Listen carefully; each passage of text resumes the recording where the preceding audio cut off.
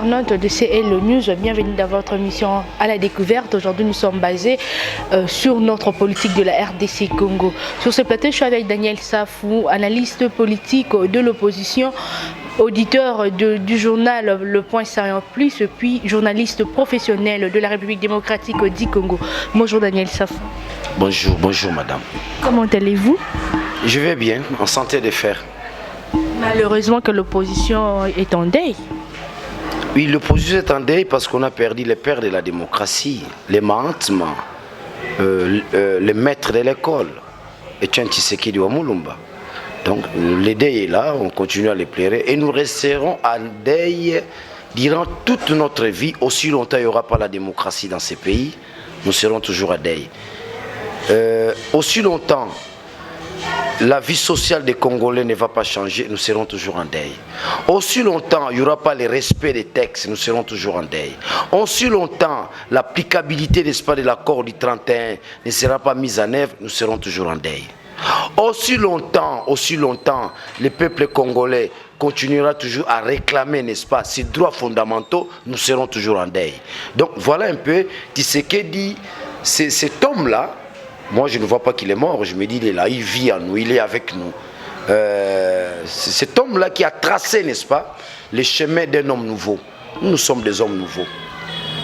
Homme nouveau par rapport à quoi? Cet homme en nous, capable à réclamer ses droits fondamentaux. C'est ça le mérite de Tshisekedi. Il a tracé, n'est-ce pas, les chemins de cet homme-là, aussi capable à inventer l'avenir. Voilà la grandeur de Tshisekedi. Les Congolais doivent être en mesure d'inventer leur avenir. Ce que nous faisons, ma soeur. Nous nous battons à ce que l'avenir du Congo ne soit pas comme aujourd'hui. Le Congo vient d'où?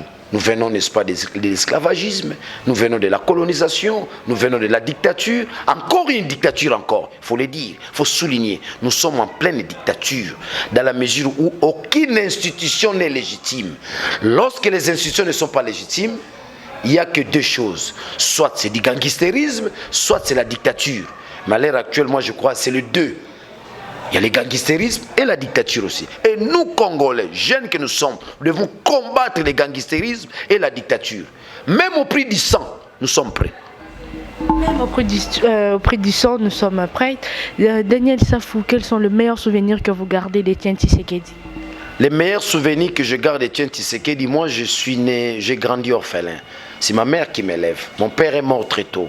Je prenais Tshisekedi comme mon papa. Je lui expliquais tout. Quand bien même j'ai des problèmes à l'université, je venais, j'ai un problème de syllabus, j'ai ceci. Je lui expliquais, c'était pour moi un papa. J'ai remplacé, dans mon état psychologique, je me sentais plus orphelin. Je me disais, j'ai un papa à qui je peux confier beaucoup de choses. Et j'étais un enfant dérangé auprès de Tshisekedi, qu'on se le dise. S'il y a des enfants qui les dérangeaient, je demandais aux gens, allez les voir, vous devez les visiter, un jour il ne sera pas là. Les grands souvenirs, je suis resté à côté de Tshisekedi, j'ai beaucoup appris. J'ai beaucoup appris par rapport aux autres. Je disais souvent à Mvouemba, je dis, viens, bino bomona Tshisekedi na pantalon, ngana mona ke na coupé, nazande mote na bino. Et Tshisekedi disait toujours, ce jeune homme n'a pas d'ambition politique. Ce jeune homme, c'est son travail. Il ira loin.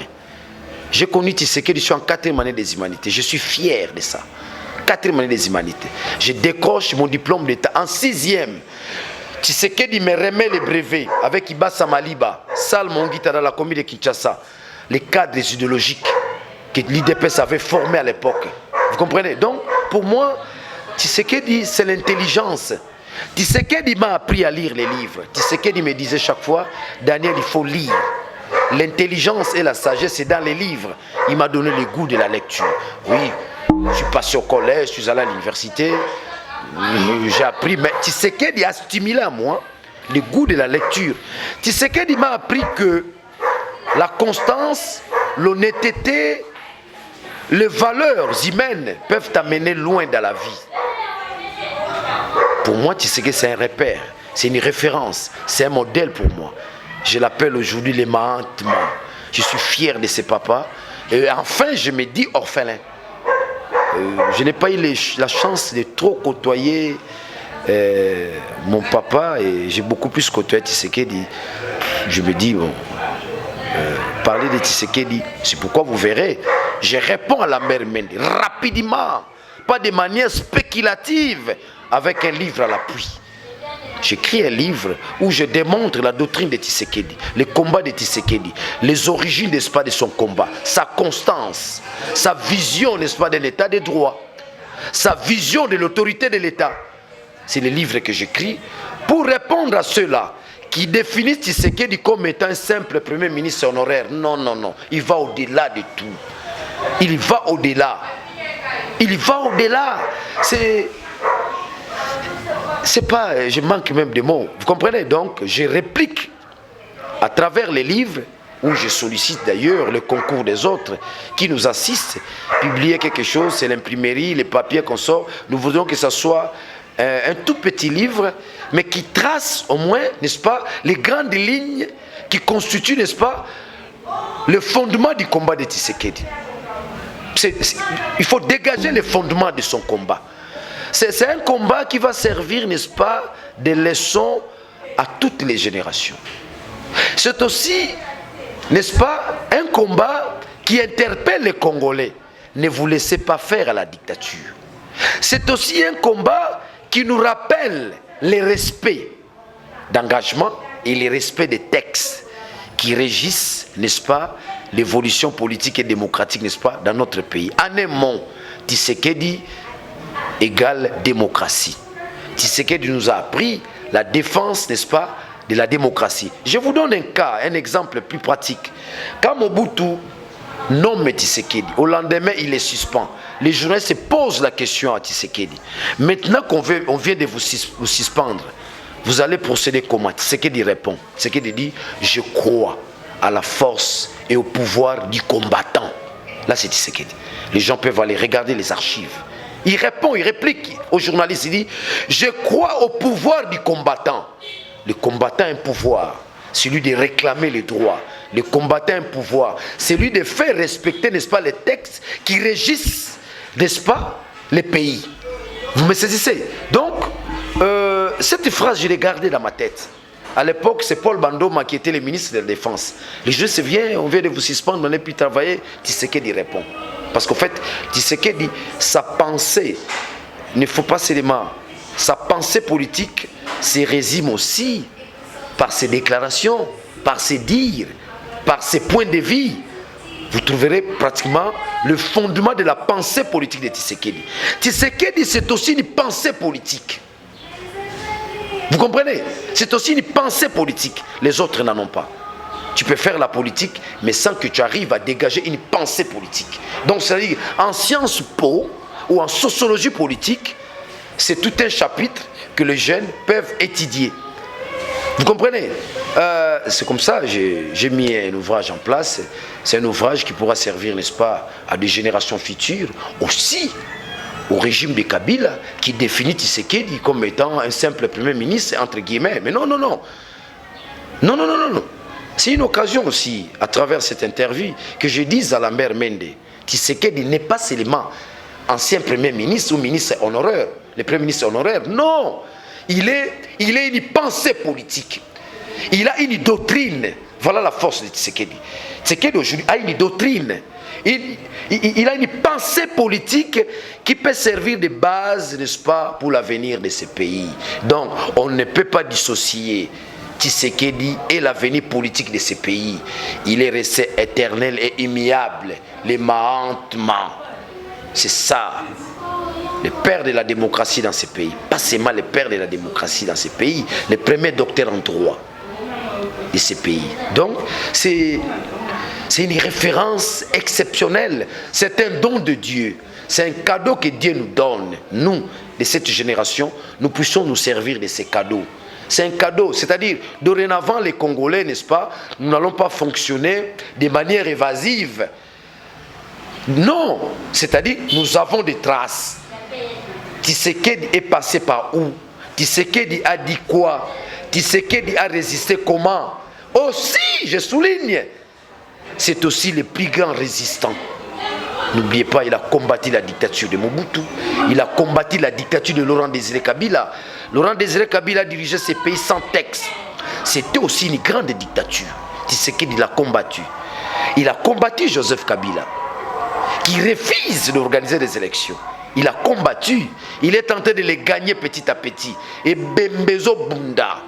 Et Bembezo Bundana Bango. Petit à petit, cette pensée politique est en train d'agir. C'est comme ça dans mon livre, j'écris Etienne Tshisekedi wa Mulumba, une sémence pour la République démocratique du Congo. Je rectifie ou je change, tel que j'ai, n'est-ce pas, intitulé l'ouvrage, Etienne Tshisekedi wa Mulumba, la mort d'Etienne Tshisekedi wa Mulumba, une sémence pour la République démocratique du Congo. Madame, la sémence c'est quoi? Quand vous voulez, n'est-ce pas, engager les bilanga, comme on l'a dit, la sémence est très importante. C'est la sémence qui fait pousser les choses de manière grandiloquente. Tshisekedi va faire pousser les gens demain parce qu'il est une sémence, il est une vision, il est une pensée politique. Il est aussi, n'est-ce pas, techniquement, la dimension les plus élevée de la résistance. N'oublie pas, les niveaux où nous avons atteint vis-à-vis de Kabila, ce n'est pas un cadeau, c'est au prix de la résistance. À chaque fois que nous avons résisté, Kabila a reculé. Vous comprenez? Donc, Tshisekedi, c'est aussi une référence doublée, n'est-ce pas, de la résistance. Parce que le Congo ne peut aller de l'avant que si et si les massis, nous nous mettons dans le contexte de la résistance. Nous devons résister contre la dictature. Nous devons résister contre l'injustice. Nous devons résister contre la corruption, telle que Kimbuta le fait officiellement. Vous comprenez? Donc, c'est cette résistance. Nous devons résister en aimant contre les antivaleurs. C'est ça le combat de Tshisekedi. Tshisekedi a lutté contre Polanine, Molia, Batubalia, c'est ça Tchombe. Moto tozozira oto bengi Félix Tshisekedi soka fandi na ngwende ngum eloka liboso fasala fa kweya ne loko ba bengi bonne gouvernance soka za na bonne gouvernance te ennemi na liboso za Daniel soka za na detu je te l'ai dit na bombelote je te l'ai dit ma sœur ngana ya na mukili oyo pour na accompagner mambo belé na mukili te pona yiba na mukili te pona détournement na mukili te ngaza mona na mona pauvre na koli orphelin, na koli na pasi comme orphelin. Mais na ki orphelin na ngai ya kolia na nerozwa. Mais na ki tata nzale ko kamata ngai. Ona liwate wana. Nzala butata na koli na komo lukelo ka kolia. Ozolanda. Ona liwate wana. Régime eza mabe mama na ngai.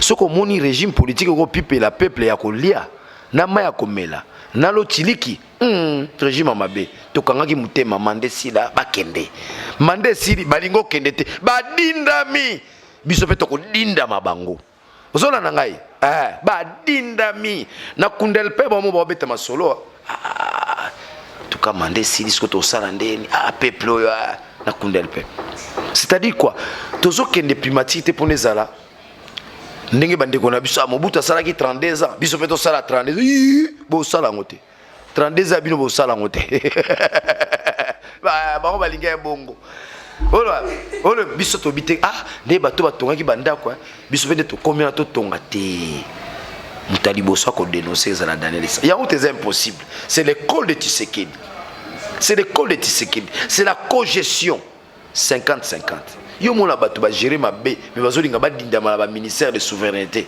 bazwa finance bazwa ministère intérieur bazwa justice bo Franck Diongo abimandé faut biso tozwa justice tozwa finance tozwa intérieur parce que tozwa intérêt mama kamona sa mwezala ezate so tozwa finance mama rolela ke to ko mobiliser bon te pour ezate so tozwa justice na 8h 10h to comme le ministre a dit bimisa so Franck Diongo bakanga injustement justice bozolobela bozwa na intérieur mais boyamba Pierre Lumbi na rassemblement ndeni parce que Pierre Lumbi azaka conseiller à Kabila te mambo etali sécurité Pierre Lumbi abi ba très belé na kata ya armée na biso mais qu'est-ce qui fait Pierre Lumbi a convaincre bino ba opposant ndeni botika papa batafana na Pierre Lumbi azana 80 ans yebisanga Pierre Lumbi akotikela bana neni akotikela biso ni botika papa batafanda papa wana aza makasi na stratégie tango ngunza cardimon na je ferme la conférence avec force muta montant stratégie nan Pierre Lumbi te le 16 février ba chrétien ba kufawa Pierre Lumbi akutisa Mobutu te toza na besoin na ye tango bango batakuna batakaniaka bako boya Pierre Lumbi biso ba imboka to kolinga ye po bino bobo ye ozola nanga Pierre Lumbi lelo akoza na 80 ans yebisanga na 80 ans sala ni foza la kengo adondo na 80 ans ozosala ba cop foza la kengo adondo ngaka si na 80 ans fo olinga mboka oyeba ete ajo na komi nango ezali ngolu ezali gracia tika na salama ya malamu lobi lobi soki na kei na pema na sembo ozola na ngai ezala batu msuba kokufa mais azala kimia te pona esika yo uti otiki batu na kimia te otiki kolela otiki pasi bourse ezalaka te ya bana classe kelase kufa makambo to ebeba. Aujourd'hui les Congo tous les domaines sont paralysés.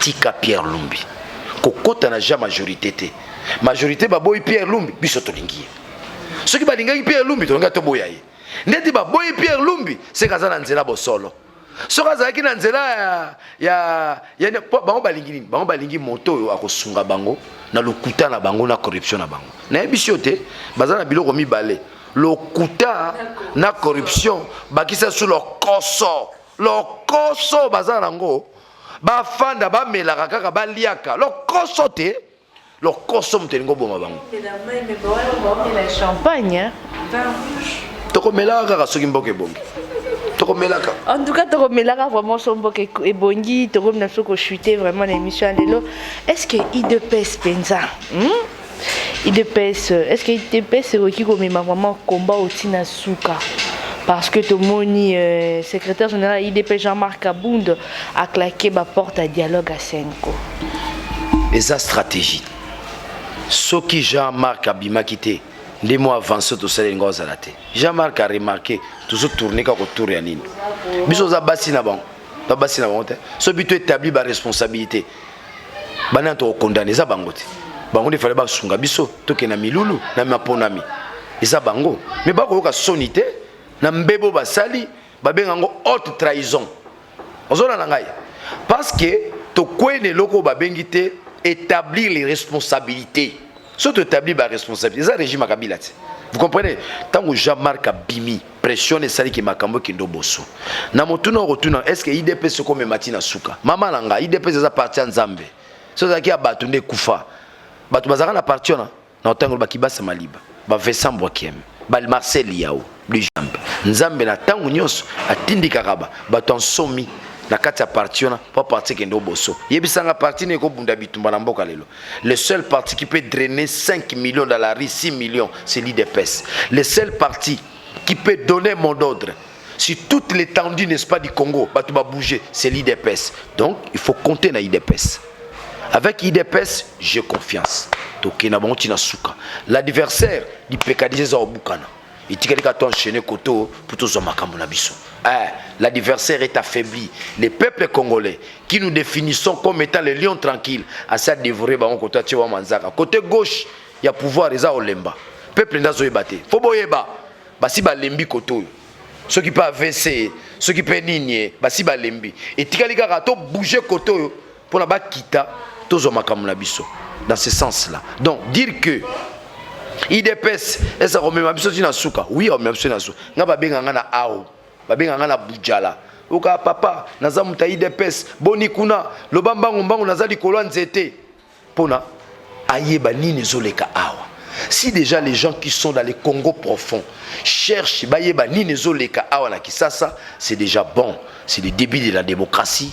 N'est-ce pas comme a dit Tshisekedi, ceux qui beaucoup le peuple a kobima na balabala sans que batinda ya bima abimi na yemoko boyeba ke démocratie nde bongo e bandi na mboka na biso ozola donc ngai Daniel Saf na ne likia na IDPS nkito Tshisekedi atiki et kobota mbuma yango moko a livre na lobi la mort de Tshisekedi une sémence pour la République démocratique du Congo sémence en ozanine IDPS enfoui tant que bima komona tant que na élection peuple a sanctionné bato IDPS a reçu majorité la parlement IDPS a diriger et les Tshisekedi quand ils vont diriger le pays ba le Mumbis ba ko diriger ngo les sociétés ba le Mumbis va diriger autant d'années ils nous ont représenté quoi? L'arrogance, le blablabla. Batu bakufi na kananga yobi eza montage tant ba yeba bi que non eza montage c'est solo ni bouche bée. Vous comprenez? Donc j'en profite à cette occasion de répondre na mende à Senga peuple pardon rapidement à Senga peuple pardon te kotanga bato wana te kotanga show kituntu wana vient na ngatika la gimpiaka ba nommer ministre au mona ba mende pour avoir nié que babomi batu ba fausse commune wana lelo réalité za ki réellement babomaki batu il y a le bac eza montage basakana na bo moya mutu te la vraie valeur eza mutu ozona nangai ale kanetando ike aloba na sengi bino peuple pardon réellement batu bakufaki et madame na ebisio likambo oyo batu bakufaki o ba ya ba fausse commune je te le dis bientôt la résolution zo bimana na Nations Unies et que c'est la résolution moko ya makasi pena ya makasi nazo peso sur information d'ici là ba sanction zo koya menda za na kati il sera sanctionné ozona nangai chaka le loto monique menda lo bane lukuta aloba lukuta place vérité zali je vous ai dit force à pouvoir mensonge nanina corruption to bakisi zo lo ramuke leur koso Comme dans ce rechuté, Daniel Safoko peut sa numéro à contact. Na un mot, na ba peuple nyonso congolais, thème africain nyonso oyo alingara Daniel Safutangu à lobela kachaka biso toujours qu'on est lié qu'un jour de tolobara notre jour vient. Numéro nazo pesa pona tina mibale. Tina liboso basunga biso parce que baza nzinga na biso balingi ba bebisa lokumu Tshisekedi lokumu wana toko bunda pona yango biso bana na ye biso ba disciple na ye yango moni toko mi buku wana lingo la kisaka ke Tshisekedi azalaka ka premier ministre c'était Tshisekedi c'est une pensée politique Tshisekedi c'est une doctrine basunga biso livre et c'est si là mais et kozanga biso makoki ya kolia tozana ngote bongo ya ko produit livre c'est si là tout de suite dégager déjà moi 2 exemplaires comme modèle ce que tikalika mo makoki to imprimer yango ya quantité to teka yango to kabola batu neti mende na ko kabela yango na ko tikela yango tanga na ko tikela tanga doctrine na Tshisekedi wa Mulumba azaka ministre honoraire te ni bazo présenter au nom c'est un ancien premier ministre on le baobati non la baoba après Kimbangu Kasavubu c'est Tshisekedi surtout qu'il y a une génération Kimbangu toye Kasavubu président de la République na génération oyo na génération future c'est Tshisekedi wa Mulumba Mukongo Nzuku donc bandeko basunga biso pe pamba te musalo tozo bunda nango eza biso te bosunga biso te poto koma la basi mibale basi misatu bosunga biso te pona nous sommes moi c'est musicien upu yobo le sextapa na ko moi c'est musicien te waze kwa fana na calme Fabricas Daniel Saf mukomoteur aux moi sinabino ngana za éthique morale na ko jamais moi c'est musicien basunga biso poto vimbisa mabumute te ezana mo makamba mike ezanga biso esike sengi mo boye neti bandeko na biso kino lelo bazalaka se na matanga les combattants de l'IDPS. Ah oui, na matanga, parfois moi lipa, parfois nini, de comme sous bo fièvre, biso européen, misala na auto bandité. Je donne mon numéro 09 98 55 74 70. Je réponds 09 98 55 74 70. Numéro na ngayangwana. Mais na mikolo yana lo pesa pe numéro moi sinanga. Pamboka oyo keba. Comme sous ce monde Daniel Saf batcho saki na kingo okobenga ngezo lekate mokobenga pe mwasi nanga na zumwe loko biso za ba bakanga katango nyonso osale loko te bakangio osale loko te bakangio bakangio wa na nko na ndambo kanai bango bakoma bongo mais to lembate to kokoba na musala oyo c'est une fierté c'est une aisance quand tu oublies tout mais tu t'engages na mboka no kendo boso même nzamba kotika ote nalandaka batu mususu ndeko bakoboma yo ndeko ba enlève na wokosi je suis protégé par les anges du ciel. Te juja kutu te me ngamona yayat. Ngamona la makini. Yeba miri bona sotara. Ko yaka yaka bote Daniel somo ali mo la ngate. Isa système va vitesse na ba saute. Tabe bato bazoya saute. Soto kele ozwanga ndeni. Juja kaka te me yaya na mamamboka. Na yaya, vrai yaya. Yaya to na otaki kwiti na kini bona ma yaya te nga botamia. So na longole la momo na mangoeleza. Bango baza mangoelete. Ba mangoelete. Senga bango ba carte baptême na bango. O mission lonjo. O kenge. O kikwiti. Senga ba carte baptême na bango. Senga bango babotama wapi? Nga na oyelo ngai. Mama emo. Nazui baptême na Saint-Pierre. Père Bifalo. Père Bifalo nazui baptême na paroisse Saint-Pierre. Na carte nga baptême eza. Bango sotu ni bakata ba mpuku bakenda nango. Puku wapi? Longwa oza kuya. En tout cas, Miel Babi, c'est la carte de baptême pour l'endima, vraiment. So, bon, en tout cas, merci beaucoup, Daniel Safou. C'est un plaisir. La Monique a marqué mon étape, quoi. Maintenant, il y a un mec à moi politique, mais elle a marqué mon étape pour vendre la paiement. Il y a un grand, donc tu deviendras une grande. En tout cas, merci beaucoup. Malheureusement, que Binoba Obozarana pour nous critiquer, Tata Batoazana est irresponsable. Vous tirez à roulement comme si vous découragez à rabattre. So, Moni Mouta critiquer ngai. L'équisali kamona zoloba. Azam ta PPRD. Am ta majorité. Mutu ako critiquer na likamuni. Ngana kenda jamais poto. Ozola ngai. Awa nesko kamutute. Nazani te soko ki muta critiquer ngai. Ayoki pasi na mutemo. Bi bato bazo mela soupe. Pasi zanini. Mususu nenga zazo ba ke soka bila ke ye pasa nini akei. So azo tala mona mobala azo bundisa biso to longwa. Soupe na bango. So muni to Daniel Saf aventurier yinda aventurier nani ngana ajona na entreprise na ngai na sali nazo vivre na za na bana na moi so yo muni ndakuti l'équipe bandaka ba politicien belé l'équipe ba politicien belé muni mo na ngai maele belé prochainement mo na bana nga ba lo pa bana ba za ki au changement côté bango esprit les ont keba la guerre du demain c'est l'eau la guerre du demain c'est la forêt.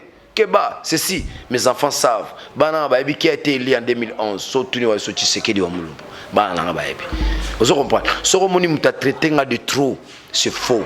Babi ngango atteinte à l'honneur. Ya o traité tout le monde en oboti. Baya la ninga sima. So pour landi ba non. Daniel Safaza na vie à basité au moins c'est d'ailleurs son a mené vie na ba bomanga. Nga son a mené vie à légèreté. Ya ba bar, ya ba boîte, ya ba concert na koufi. Je mène une vie disciplinée. Discipliné na bimi tongo et puis que ba jour sunga sala jour mo la fin nanda ko ma bimezate o bimate yala ba jour pe na ki maranda ko nanga la lali nanda ko nanga te. Tout ça c'est dans le combat to ndimi oyo bato ba benga biso ba traiter biso de tout le monde, ils sont malades dans sa tête. So moni bato ba sala ba commentaire o aza aventure il est malade dans sa tête. Tout ça bato faut ba respecter biso, faut ba linga biso. Faut ba sunga biso pambate tout sacrifier mabota na biso pour na mabota ya Congo. Ozola na ngai ngaza posa comme ministre te, j'en ai les capacités, je suis ministrable. Peut-être na posa comme gouverneur à Ville Kinshasa. C'est mon rêve. Pour na mon incompétence à Kimbute leki makasi na mona ngai so na remplacer na osala mieux que ye.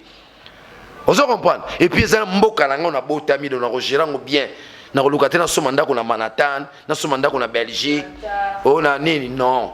Na kolikate qui ça c'est à la solo. Donc ceux qui nous critiquent, landele malam omonae azamu ta majorité. Muta soupu. Bobenga bango bongo soupu si la te. Alia soupe à pigeon, soupe à ngombe, soupe à pakasa. Zola na soupe à ndeke. Ya ndakala. Ozolanda. Oh soupe on appelle ça la mandana. Bon mais li soupe à 5 botikati. Soupe les obomo. So moni muto dans ça femme pas exagérer. So landele muta soupe. Muta soupe ngaza na muta soupe te. En tout cas, merci beaucoup vraiment à l'équipe technique qui a accompagné Kinga Lelo. Merci beaucoup à Amiel, le Bogard de tous les caméramans du monde entier. Hein. Merci beaucoup à Yo, Aminga Golo, Maya la LMJ. Merci à toi, Christelle Rose de Pungu. Merci à Papine Jolamé, sur notre beau-frère chéri, Félix Falamata, Papi Maïbenanga, Patrick Ochinga, Babi, combattant tout. Nakati Moutoute, combattant tout, Bambote Nabino, au monde entier, à diaspora. Oh Seigneur! Oh, Yaya, tout le monde est Yaya. Il a coupé Singa mon converti, je me suis moulunga Moukousana foi. Yangoyo! Yaya Roseka, Yangoye. Koseka na poto, eza médicament. Awanakin, ba négligé biso. C'est bi ko suba kana Roseka, la takashkush.